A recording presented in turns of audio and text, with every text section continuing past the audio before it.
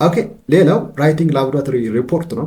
ሶ ላቦራቶሪ ቅድም ባለው መንገድ ላቦራቶሪ ፕሌስ ቦታ ነው ዌር ኤክስፐሪመንትስ ኢን ሳይንስስ ፐርፎርምድ ማንኛውም ሳይንሳዊ ኤክስፐሪመንት የሚደረግበት ቦታው ላቦራቶሪ ነው። ኢትዝ ኖት ስቴዲየም፣ ኢትዝ ኖት ሲኒማ።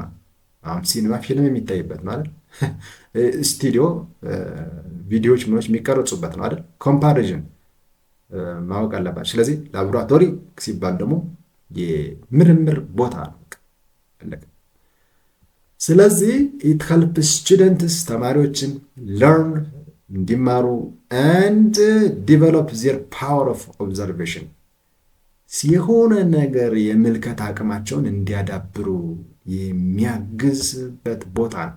ስለዚህ እንደገና የተለያዩ ላቦራቶሪ ውስጥ ያሉ መሳሪያዎችን አፓራቲቭስ በቀላሉ እንዴት ነው መያዝ የሚቻለው የሚለውን የሚለምዱበትም እና ራሳቸውን ችለው እንዲያስቡ የሚለማመዱበትም ቦታ ነው ላቦራቶሪ። ስለዚህ በጣም ወሳኝ የሆነ ቦታ ነው ማለት ነው። ለመመራመር ብቻ ሳይሆን እቃዎችን እንዴት ነው መያዝ ያለብን።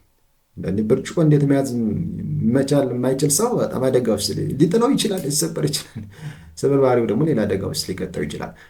A laboratory report is the written composition of results of an experiment። ስለዚህ ኤክስፐሪመንት ያደረጋችሁትን ነገር ሪትን ማለት የተጻፈ ማለት ነው አይደል? ኮምፖዚሽን ይዘት ነው። ስለዚህ ምንድን ነው የሚይዘው? ውጤት። የምን ውጤት? የኤክስፐሪመንትን ውጤት። ይሄ ሪፖርት ነው፣ ወረቀት ጽሁፍ ነው። በቃ ሰውን ደብዳቤ ይጽፍ አይደል?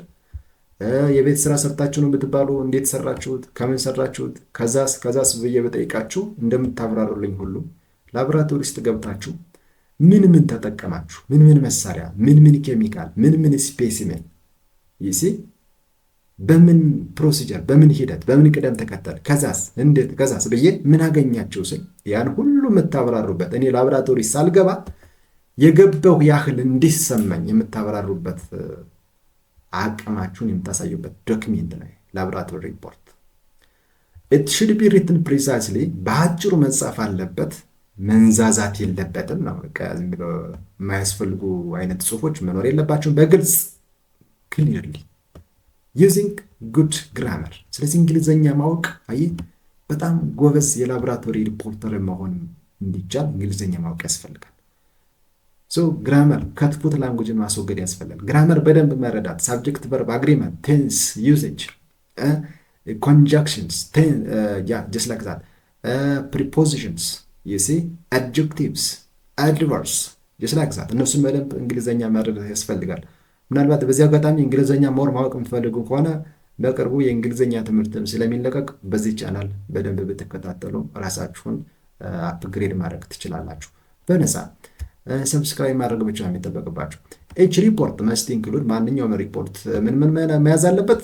ሪፖርቱ የተጻፈበት ቀን፣ ርዕሱ ስለምንድን ነው ያ ስራ የተሰራ፣ ኦብጀክቲቭ ዓላማው ምንድን ነው? የላቦራቶሪ ርዕስ ይኖረዋል። በዛ ርዕስ ዙሪያ ደግሞ ብዙ ስራዎች ብዙ ግቦች ይኖሩታል።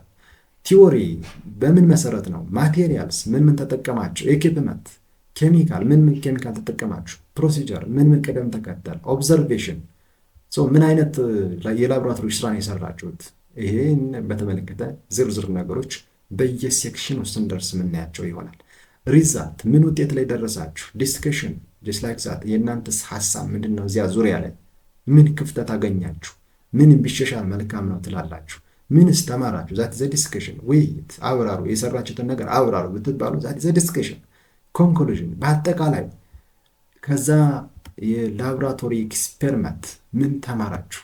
that must be the goal, so you have to explain it in a clear and concise use of language.